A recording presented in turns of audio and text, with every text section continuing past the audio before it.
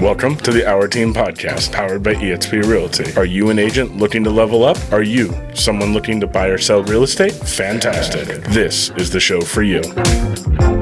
Welcome back to the Our Team Podcast. We are taking over the studio today. It is me, Luke Cameron, and my co-host slash co-agent, Gabriel.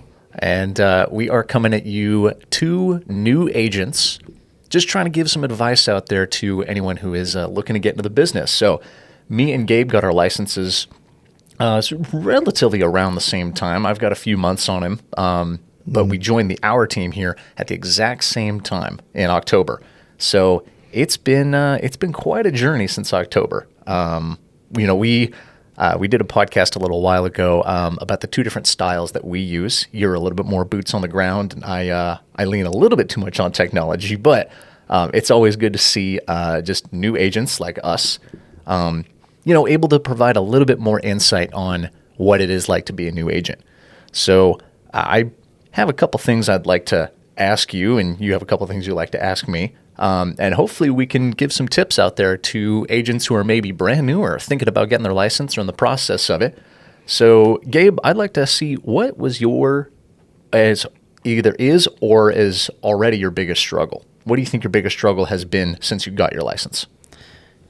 Biggest struggle is obviously learning the whole business part, because when you're doing your license courses and you take the real estate exam and everything, all that stuff that you just learned, that you just spent months trying to putting in your brain, most of it just gets knocked out the door right when you actually get into the business. So yeah.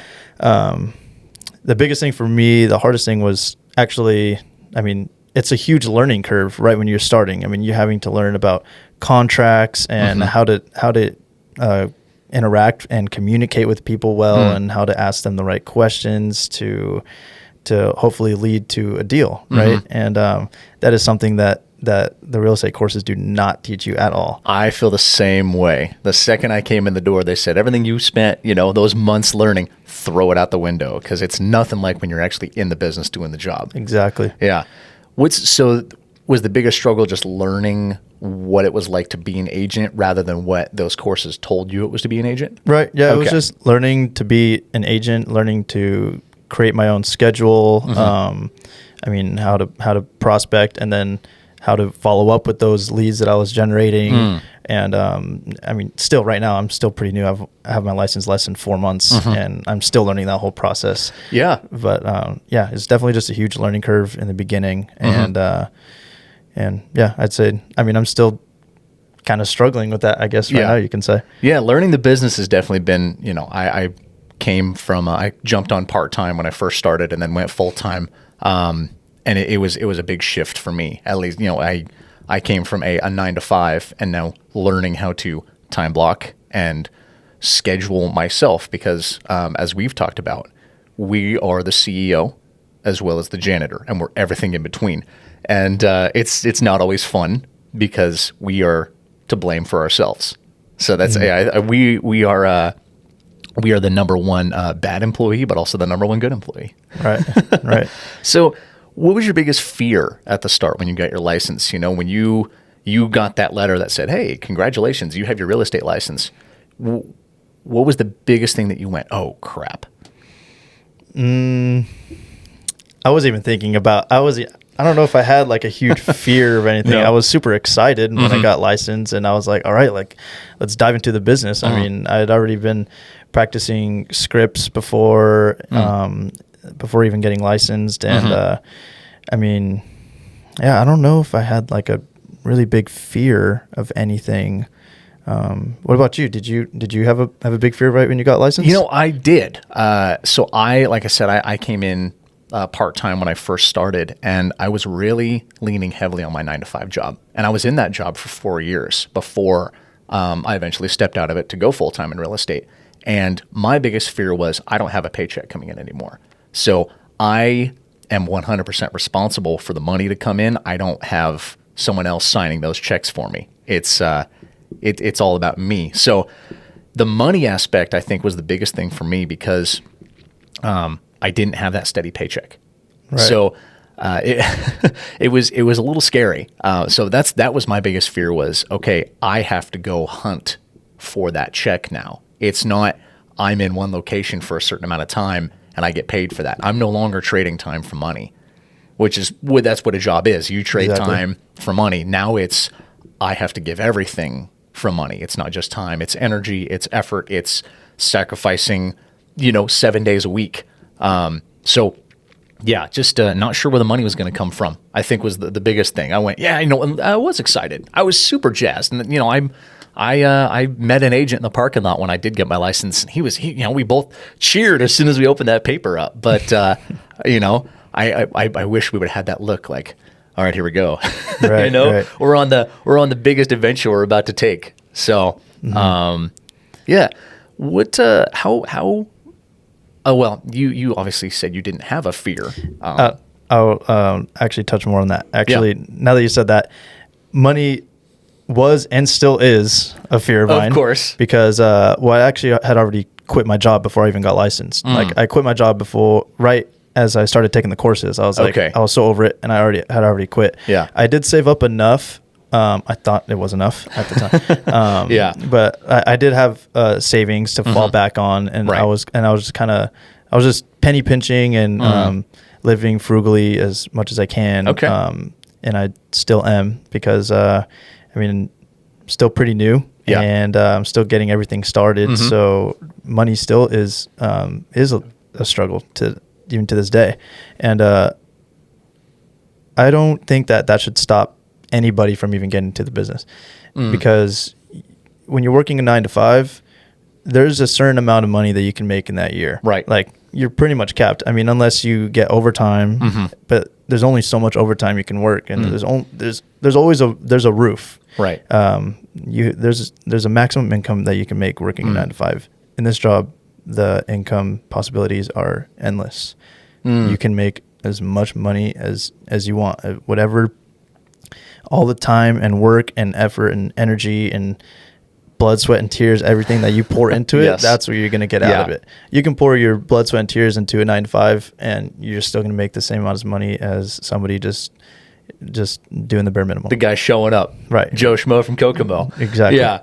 No, that was always kind of my mindset about it was, and you hear that from all of like the gurus of real estate, they say, oh, you can make as much money as you want. And that's totally possible. You can make as much money as you want. But as I've kind of taken this in as kind of my catchphrase, as if you put the right amount of energy in the right places, you can achieve whatever you want. Whatever your goal is, you can do that. You just need to make sure it's the right energy in the right places, because if you're pushing up against a brick wall, that's not going to move.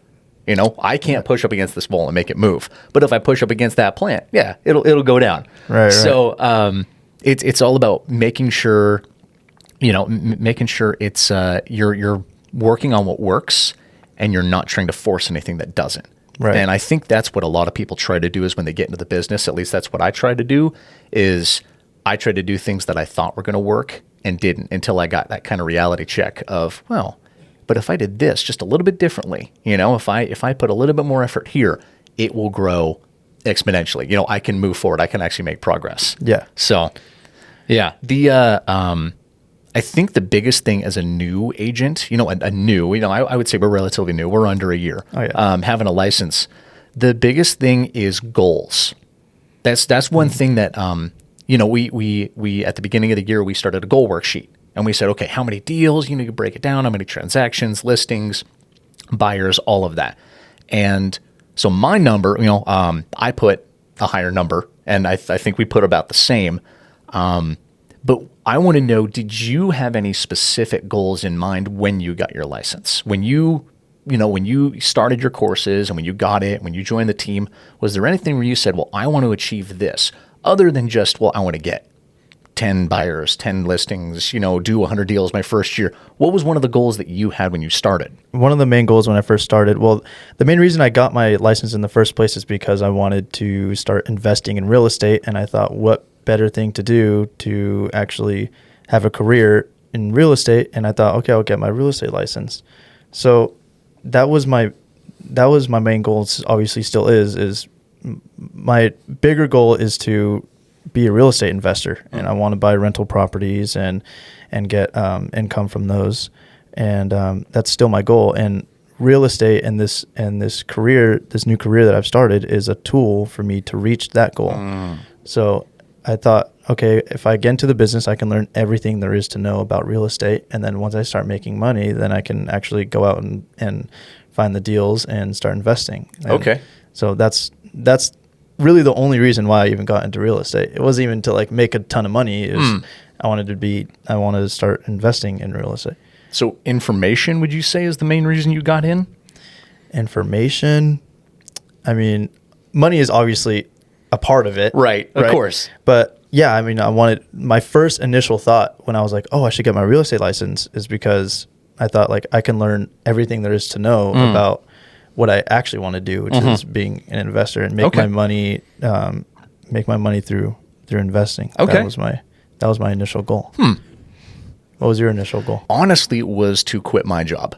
This is more of a career choice because this is something you can do for the rest of your life. Move up, move down, move anywhere. You could do real estate anywhere. You know, anywhere there's a piece of land, you could be a real estate agent. But my biggest goal was just the freedom of it. It was to gain the freedom to not have to be under someone's thumb. You know, to not have to wake up and go work for someone else and, like you brought up earlier, only make a certain amount of money. Because every day we could wake up and make, you know, like we said, make money. We could do whatever we want, which can be a bad thing as well. You know, when we snooze that alarm clock, it's a little bad. But no, just the freedom of it, I think, was the biggest drive and the biggest goal for me.